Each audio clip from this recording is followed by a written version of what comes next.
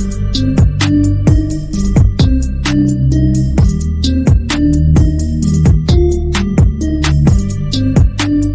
guys, welcome back to my channel. Today I just wanted to do something lighthearted and easy, so I'm going to be reacting to your unpopular opinions. So I put out a question on my Instagram stories and also on Twitter and asked for some of your unpopular opinions. You didn't disappoint. I've got quite a few to go through, so we're just going to dive straight into it. The first one that I received, and also FYI, this is a high stakes maneuver here because my battery's at like 30%, so I have to keep on track and keep focused. So the first one that I received was red wine sucks, dark chocolate sucks. I'm not necessarily going to disagree with that. I am not a wine drinker, and I'm also not really a chocolate eater. I'll eat it like if it's there, but it's not something that I ever like decide to go to the store to get. If somebody gives us chocolate at like Christmas time, I will pick away at it, but it sits in our cupboard forever. Halloween candy, Christmas stuff, it sits there until like Easter when I clear it out of our cupboard, and then we restock it with all the Easter stuff. And then eventually by the end of summer, I'm going to clear all of that out and get ready for all of the Halloween stuff to come back in. So I'm just not a big chocolate eater, and apparently nobody else in my house is either.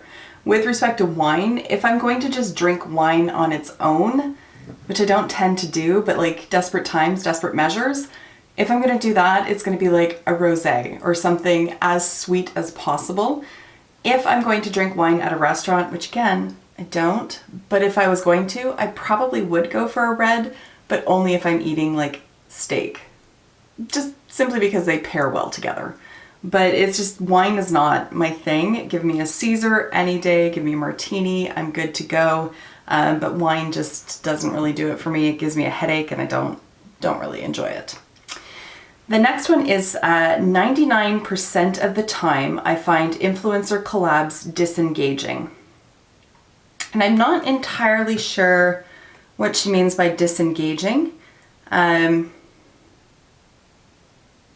So it's hard to react to that when I want to make sure I'm reacting to the right thing.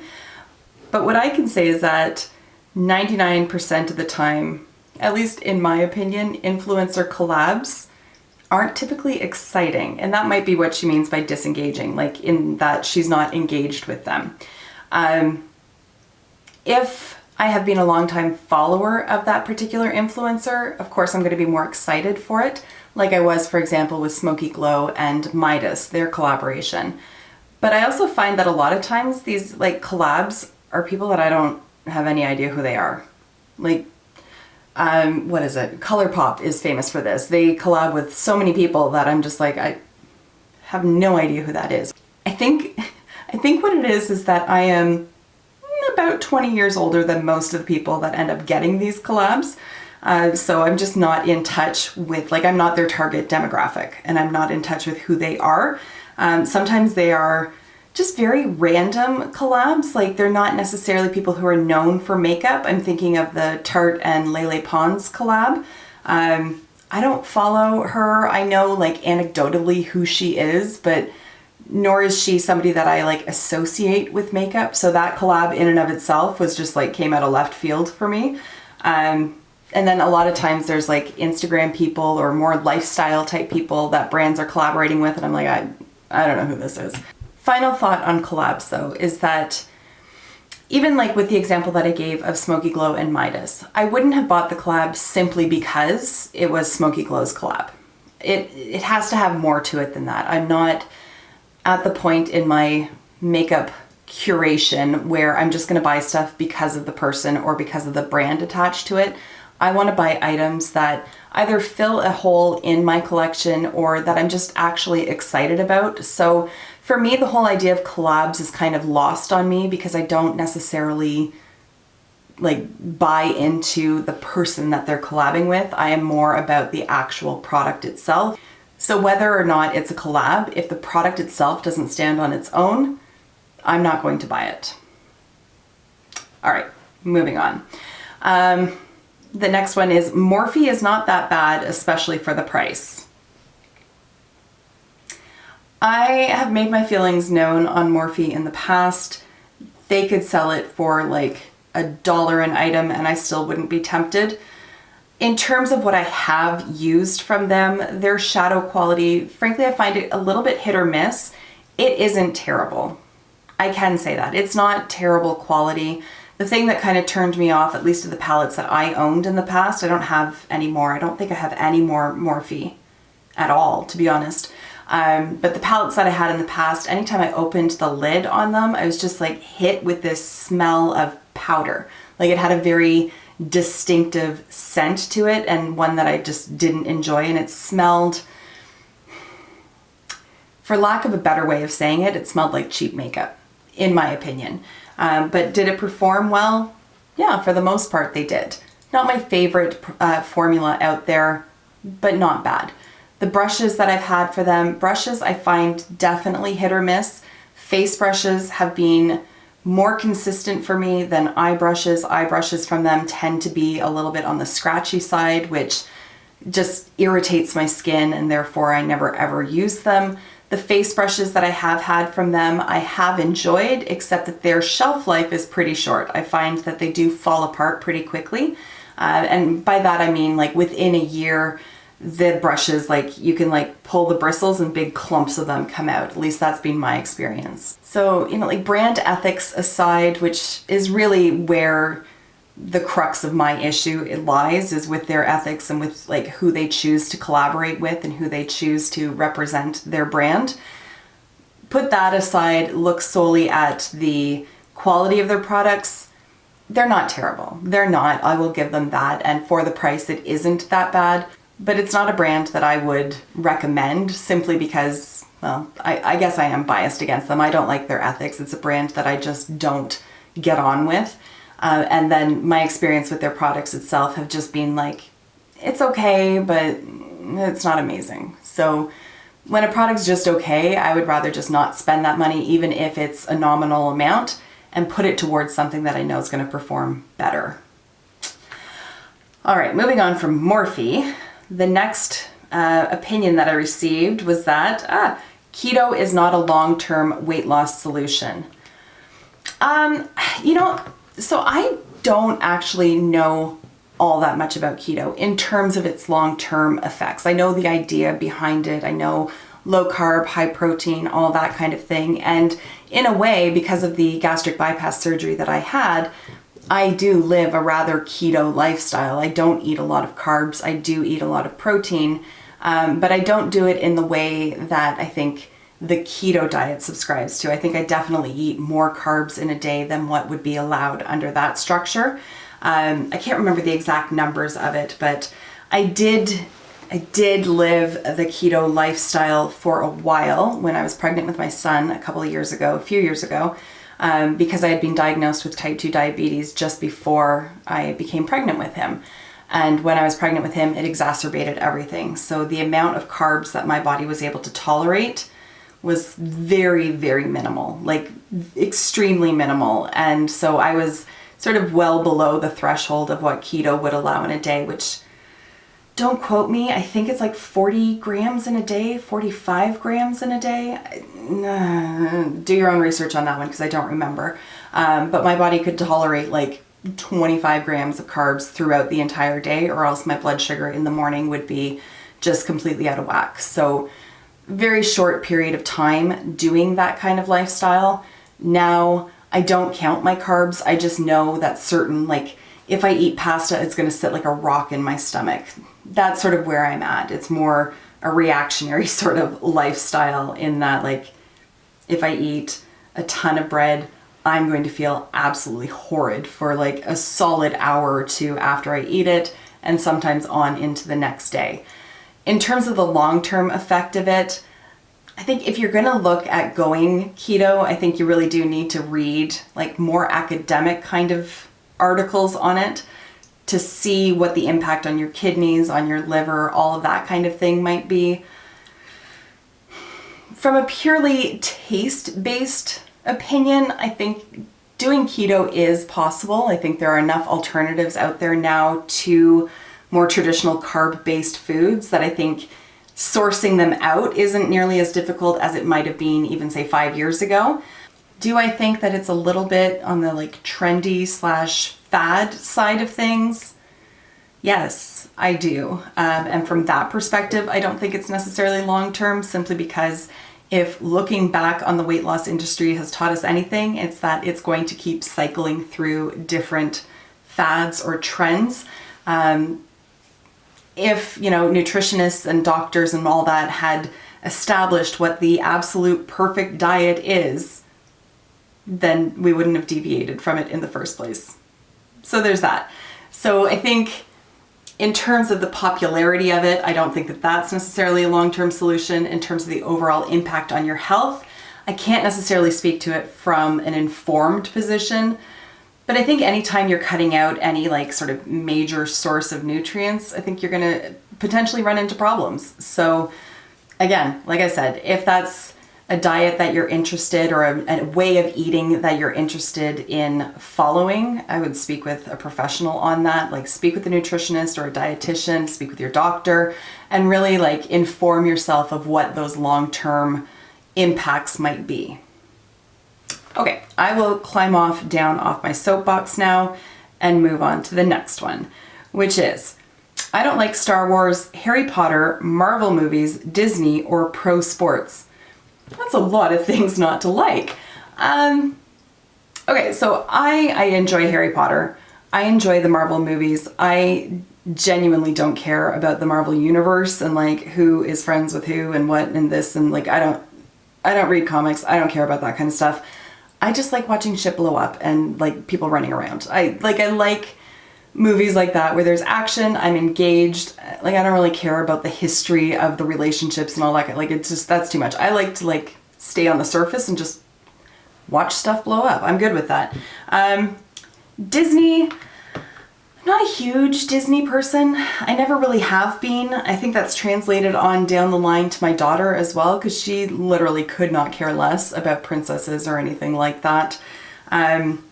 I don't necessarily dislike Disney. I don't think that like the princess movies are really the standard that we should be setting for our girls in today's society. But yeah, in terms of actually like going to Disney, I've never been, and I'm not particularly interested in doing so. I don't think my daughter would care. My son is 3. He, honest to God, if I like put a rock in a different place in the garden, he's intrigued, so I don't think he really cares. I can take it or leave it, we'll put it that way. Star Wars, I don't care about Star Wars.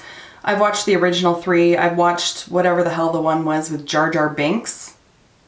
How that didn't destroy the entire franchise is beyond me. And then I just stopped from there, and I didn't really care from there. BB-8 looked very cute and all, but that wasn't enough for me to sit through a movie. I sure as hell would not line up to go and see one of those, or sit in a completely crowded movie theater to go and watch it. If it was on, I might sit down and maybe like play on my phone while it's in the background, but I don't think I've ever once, no, I'm fairly certain I have never once said like, hey, let's watch Star Wars. Like it just has never come out of my mouth. In terms of pro sports, again, I don't really care about sports either. And I think even at that, I care more than my husband does. He truly doesn't care about sports. Again, it's one of those things that like, if we're in the playoff season and like a Toronto team happens to be there, then I will have some marginal interest, but not really. I would much rather go to a game than like watch it on TV. If I'm at like a sports bar or something like that, I will feign interest in what's going on. But again, it's not one of those things where I'm going to like PVR the game or set my schedule around when the Leafs are playing or anything like that. So I kind of agree and kind of disagree with that one. What else have we got here? Okay, matte foundation only looks good in studio lighting. I don't necessarily think that that's an unpopular opinion, because matte foundation can be, especially like matte full coverage foundation, can be very mask-like. And certainly studio lighting, like what I've got going on here, is much more flattering on the skin. Whereas anytime I have worn like a high coverage matte foundation, when I see myself after I turn these on, like when I do like the mirror check in the car, I'm just like, oh Jesus, oh dear God. So I don't tend to mess with matte foundations anymore, mainly because I don't have oily skin, so I don't find that there's any particular benefit for that. But yeah, you gotta have a light hand, I think, with matte foundation, because it can look very cakey very quickly. Moving on, spaghetti is disgusting. No, spaghetti is not disgusting. I guess it depends on the sauce. It all comes down to the sauce, because the pasta itself doesn't really taste like much. It all comes down to the sauce. For myself, I like a very thick sauce. It's like spaghetti with stew on it, basically. Spaghetti is one of those foods. I have not eaten spaghetti months. I can't remember the last time I actually ate spaghetti. It's more so to do with the fact that pasta sits like a rock in my stomach. But that's an unusual take. That is definitely, I would think, an unpopular opinion, because spaghetti is delicious. It's one of those foods that I do wish I could eat, but I just can't. And I know it's not worth, like, the reward is not worth the punishment that I will suffer from eating it. Okay, so the next one is skunks smell so bad, they smell good. I strongly disagree. My husband would agree with that though. He actually likes the smell of skunk. Not so much. Not so much. It's a little too aggressive. It's a little too, like, gets right into my brain. But my husband likes the smell of it, so you win some, you lose some. All right, doing brows before foundation is crazy and a waste of time. I don't think that that's unpopular either. I think it certainly slows you down. If you do your brows first, then you really have to be careful in terms of like where you're placing stuff and all that kind of thing. So for me, I always do foundation first and then brows. I know some people do it the other way, but to me, it just becomes so much more risky. I would rather just be able to like go like this and get all the foundation off there. It'd be the same as like doing your lipstick before doing foundation, because I always end up with foundation on my lips and then have to wipe it off. So I would never put my lipstick on as my starting point. So that wraps it up for the opinions that I got on Instagram, and then we're gonna move over to Twitter. I didn't give much lead time on this. I put this up like an hour ago. So sorry if you respond after and I don't include that in here. So we're gonna start. The first one that I received there was, I hate cold pizza and all of my friends disagree with me. I definitely prefer warm pizza. I will on occasion eat cold pizza, but not recently. I think because I usually order thin crust and then it kind of gets a little hard, so you kind of have to like reheat it to make it soft again, and I don't want like crunchy, hard to eat pizza. Like nobody wants to have to work for their pizza, right? So I definitely prefer warm pizza. In the past I have eaten cold, but it's mainly because I'm lazy, not necessarily because I enjoy it. Okay, the next opinion is, I like pineapple on pizza, and I am right there with you. I enjoy pineapple on pizza as well, depending on what else it's put with. If it's put with ham, okay. Bacon, pepperoni, that's fine. But if there's like green olives and like sun-dried tomatoes or anything like that on there, I don't really like the mix of sweet and like super savory or super salty. So they kind of have to balance themselves out, but I'm definitely team pineapple. I'm okay with that. The next one is, Friends wasn't good. Oh, and Emily Hanhan agreed with that. I disagree. I enjoyed Friends. I enjoyed Friends a lot. In fact, when I was on bed rest, when I was pregnant with my son, I watched the entire series in about a month. That's a lot of Friends per day. My dudes, it's a lot of Friends. No, I definitely agree with, or disagree with that one. I really enjoyed Friends. Do I want to see a remake? Not so much. I think the ship has sailed. It's been, what, like 10 years since it went off the air? I don't think we need to like bring Phoebe and Chandler and the whole crew out of retirement to see what they're doing in their lives now. But I really did enjoy it. Next is, Kanye West has good points sometimes. And I can't necessarily weigh in on that, if only because I tend not to listen to Kanye West. I don't watch interviews with him. I don't like read op-eds or whatever he may have put his name to. I find him overall very off-putting. So because he's made some terrible points in the past, I've just stopped listening to him altogether. So I don't actually know what his views on anything are right now, although gun to head, I could probably guess that his views on himself are still pretty high. All right, next is kids shouldn't be allowed in some places. Yeah, I would agree with that. I am a mother. I have 2 kids, but yet I agree with that. Or, you know, if they are allowed, I really do feel like parents need to parent their children. So, for example, when I was in university, I worked at a steakhouse. So it's sort of like the keg. It's called Canyon Creek. It's the kind of place that if you go there on a date, you're going to easily spend $75 to $100 easily between the 2 of you. So while it's not like super fancy fine dining, nor is it like Applebee's. You know what I mean? So when people are going there, they're investing a good amount of money in their meal. Don't necessarily want to have a kid hanging over the back of the chair or kicking your seat or running around. And parents would let their kids do that. And it got very annoying because it was very dimly lit. Carpets were dark. It was all like that mood lighting with just like the individual lamp over top of the table and all that kind of thing. So couldn't always see somebody who's like 3 feet tall running around. Yeah, I think everybody that worked there at some point has tripped over a child, which sometimes results in dropping a $35 steak on the ground, which is just wasteful. But it can also like end up injuring somebody, right? Like you could drop a plate of hot food on a child.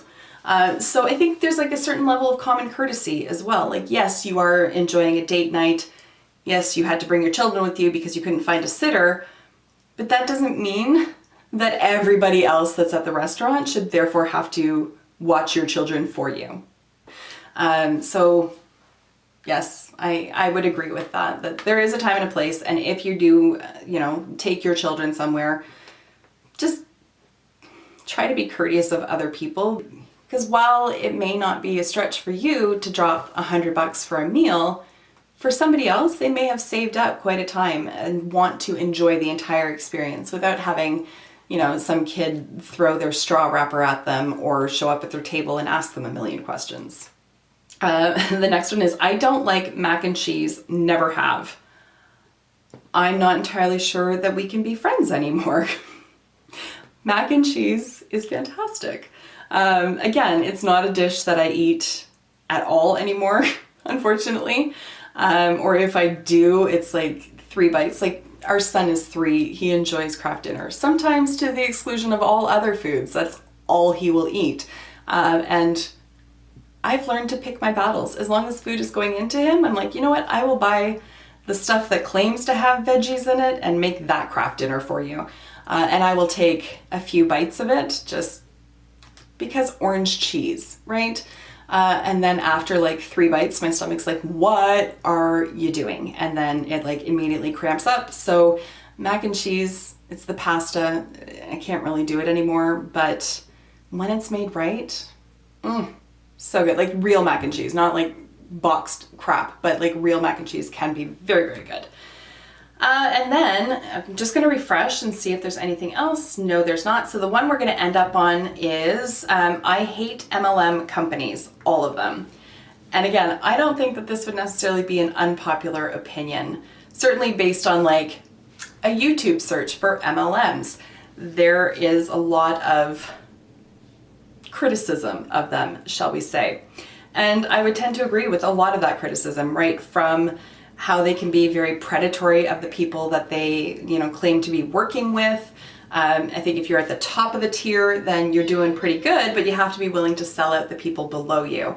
If you're getting into it late in the game, I don't think you're ever going to make that top tier or make it a sustainable business for yourself, especially if you have to invest large amounts of money into the company in order to have the privilege of then selling that to other people.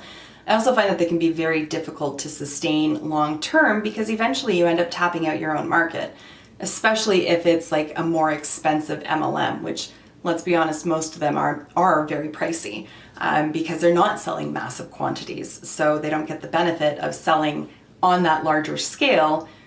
The prices of the products individually tend to be higher. So at some point you exhaust your own market, and there's only so many people that you can bring into the fold, as it were. And I think that's why a lot of them reach out on like Facebook and all that kind of stuff, where you get the messages from people that you haven't seen in 20 years, and they're like, hey, do you like taking care of your skin? Do you believe in crystals? And you're like, I'm sorry, we never even talked in high school. Can you not? All right, so that's where we're gonna wrap it up. Feel free in the comments down below to leave more of your unpopular opinions so that we can all sort of react and discuss amongst ourselves. It was just a fun, lighthearted video to do, so thank you guys for sending me your opinions. And that's gonna wrap it up for today. So again, thank you for taking the time to watch, and I will see you in my next video. Until then, just be a decent human being. Bye for now.